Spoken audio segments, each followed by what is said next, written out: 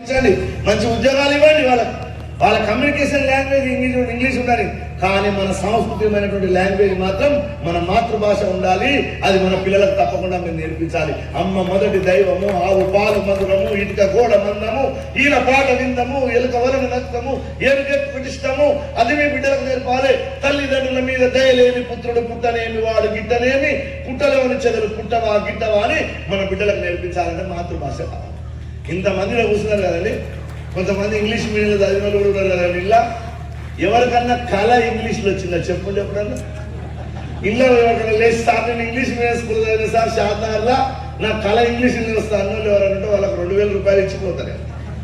ఎవరికి కళ ఇంగ్లీష్లో రాదు. మన సాఫ్ట్వేర్ అంతా మన అమ్మ సాఫ్ట్వేరు, అది మన మాతృభాషలోనే ఉంది. దాన్ని కాపాడేటటువంటి ప్రయత్నం మనం చేద్దాం. ఇది మన యొక్క స్వదేశీ భావం. ఓ ఇంగ్లీష్ మీడియం స్కూల్ ముందర పిల్లగాడు ముఖం అంతా మూసుకొని ముద్దంతా పిల్లలు పెట్టుకొని ఎండిపోయిన ముఖంతో కూర్చున్నాడు.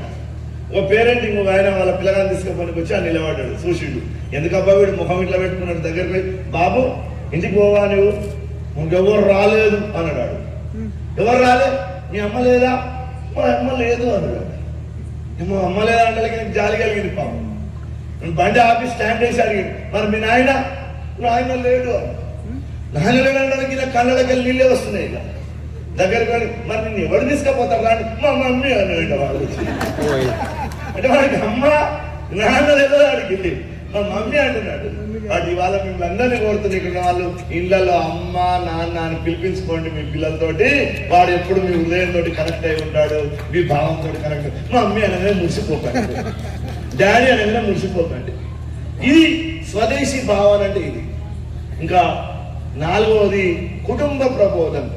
కుటుంబం అనగానే మనందరం మైండ్లలో ఏముంది? ఒక పెద్దరాయుడు సినిమా, ఒక కుర్చీ మీద ఒక ఆయన పెద్ద షెల్ల వేసుకొని కూర్చుంటాడు, ఒక మరదలు పాలు వింటుంటది, ఇంకొక మరదలు సలహా వేస్తుంటది, ఒకటి చేనుకోతుంటాడు, కొడవలు తీసుకొని. అట్లాంటివి జరిగేది కాదు, సత్యది కాదు. ఉన్న చోట అన్నదమ్ముల మీద ప్రేమ ఉండాలి, తల్లిదండ్రుల మీద ప్రేమ ఉండాలి, అక్క చెల్లెళ్ళ మీద ప్రేమ ఉండాలి. ఒడిబియ్యం ఎందుకంటే రమ్మ గంతికే పెట్టి కనీసం ఎప్పుడన్నా వాళ్ళందరికి వచ్చింది ఒడిబియ్యం పోసి పంపిస్తే వాళ్ళ మీద ప్రేమ ఉండాలని, ఆడపిల్లలతో కనెక్టివిటీ. ఇట్లాంటి కుటుంబ విలువలు పాటించాలి. ఫంక్షన్ అయితే అందరు కలిసి చేసుకునేటట్టు, అందరు కూర్చొని మాట్లాడుకునేటట్టు, అట్లాంటి విలువలు కుటుంబంలో పాటించడమే కుటుంబ ప్రబోధన. ఇది సంఘం మన ముందు పెట్టింది. కుటుంబ వ్యవస్థ శ్రీరామచంద్రుడు చక్కగా నిర్మాణం చేసినటువంటి వ్యవస్థ. 1000 ఏళ్ల నుంచి ఆ సాంప్రదాయం ఈ దేశంలో కొనసాగుతూ వస్తుంది. ప్రపంచంలో ఎక్కడ కుటుంబ వ్యవస్థ లేదు. మా ఆడపిల్లలంతా పెళ్లి అయిపోయిన వెంబడే మొదటి రోజే అత్తగారింటికి పోగానే ఇది మా ఇల్లు, మా పెద్దనాయనలు, మా పెదమామలు, మా బావగారు, మా మర్ది, మా పెదనాయ, మా పెదమామల కొడుకు అని అన్ని చూపిస్తుంటారు. వాళ్ళ బోర్లు వీళ్ళ బోర్లు అంటే ఒకటే రోజు అయింది పోయి. ఒక్కటే రోజులోనే ఆ ఇంటికి పోయి ఆ ఇంటి మొత్తం ఆర్గానిజంలో భాగమైపోతుందా మన ఆడపిల్ల. మీ ఇంటికి మన ఇంటికి మన భార్య వచ్చినా అంతే. మన ఇల్లు, నా భర్త, నా పిల్లలు, నా సంసారం, నా చెంచా అంటారా లేదా? అంటే ఇంత ప్రేమ ఎట్లా ఏర్పడ్డది అంటే ఈ దేశంలో కుటుంబ వ్యవస్థ ఉంది కాబట్టి ఆ కుటుంబాల మీద ప్రేమ ఏర్పడ్డది. ప్రపంచం ఇట్లా లేదు. ఆడపిల్లలు చాలా పెళ్లిళ్ళు చేసుకుంటారు, 6-7 పెళ్లిళ్ళు చేసుకుంటారు వేరే దేశాలలో. మగవాళ్ళు 6-7 పెళ్లిళ్ళు చేసుకుంటారు. ఎవరైనా దుర్మార్గం ఉంటే అదే బాగుంది అనుకున్నారు కొంపదీసి. మేరా బచ్చే హమారా బచ్చే మిల్కే, మేరా బచ్చే తుమారా బచ్చే మిల్కే హమారా బచ్చే పీట్ రహా హై. Your son and my son are beating our son. ఆ దేశంలో చెప్తున్నాడు వాడు. అంటే వానికి వేరే భార్య ద్వారా పుట్టిన కొడుకు ఒకడు, ఈమెకు వేరే భర్త ద్వారా పుట్టిన కొడుకు ఒకడు, వీళ్ళిద్దరు కలిపి పుట్టినోడు ఒకడు, ఇద్దరు కలిసి కొట్లాడుతున్నాడు. ఆమె ఏంటంట, నీ కొడుకు నా కొడుకు కలిసి మన కొడుకుని కొడుతున్నాను. అది వాళ్ళ సాంప్రదాయం. కానీ మన దగ్గర అట్లా లేదు. మింగేడిది గరళమని ఆడపిల్ల ఎంత గొప్ప మనస్తత్వం ఉంటుంది చెప్తున్నాడు భాగవతంలో. మింగేడిది గరళమని, తాగేది విషమని. శంకరుడు అక్కడ నిలబడ్డాడు. హాలాహల మదనం జరుగుతూ ఉంది, విషం బయటకు వచ్చింది. సముద్ర మదనం జరుగుతూ ఉంటే హాలాహలం బయటకు వచ్చింది. ఎవరు తాగుతారంటే పరమేశ్వరుడు అన్నాడు, నేను తాగుతానన్నాడు. తాగుతాంటే భార్య ఏమంటుంది, మన ఇంట్లో అన్నాడు, పక్కింట్లో పంచాయతీ పోకాయ ఎదుకోతా ఒక సప్పుడు చెప్పిన అల్లే.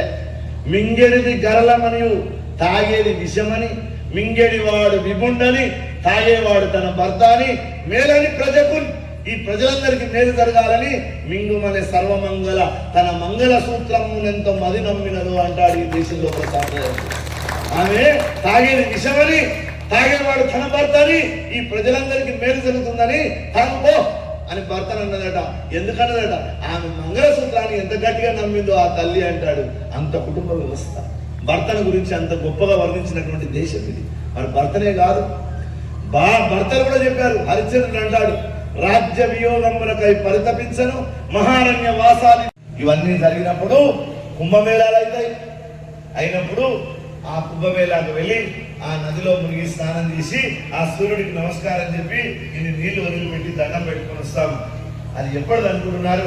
వేల ఏళ్ళ నుంచి మీరు ఏ పురాణం చేయండి, ఏ కావ్యం చేయండి, ఏ శాస్త్రం చేయండి, ఋషులంతా చేతుల్లో దోషిలో నీళ్లు పట్టుకుని ఆ సూర్యుని చూసి నమస్కారం చెప్పి వస్తూ ఉన్నారు. ఎందుకు నమస్కారం చెప్తున్నారు? ఏమిటి దాని వెనుక ఉన్నటువంటి రహస్యం? ఉదాహరణ, మనకి శాపాలు ఉంది. ఇక్కడ ఎక్కడ కూడా నది లేదు మన దగ్గర, ఇక్కడ ఎక్కడ కూడా సముద్రం లేదు. కానీ సముద్రం మనకి ఏడున్నది? పోతే బంగాళాఖాతం, లేకుంటే హిందూ మహాసముద్రం, లేకుంటే అరేబియా సముద్రం. అంటే 500 కిలోమీటర్లు దాటితే కానీ మనకు 700 కిలోమీటర్లు పోతే కానీ సముద్రం లేదు. కానీ సూర్య భగవానుడు ఏం చేస్తున్నాడు? ఆ సముద్రంలో ఉండేటటువంటి నీళ్ళని తీసుకొని దాన్ని మేఘాలుగా మార్చి షాబాద్ మీద, పక్కనున్న కోడపాడు మీద, పక్కనున్న సీతారామపురం మీద, ఈ చుట్టుపక్కల అన్ని ఊర్ల మీద వర్షం కురిపిస్తున్నాడు మేఘ రూపంలో మార్చి. ఎన్నో 1000 కిలోమీటర్ల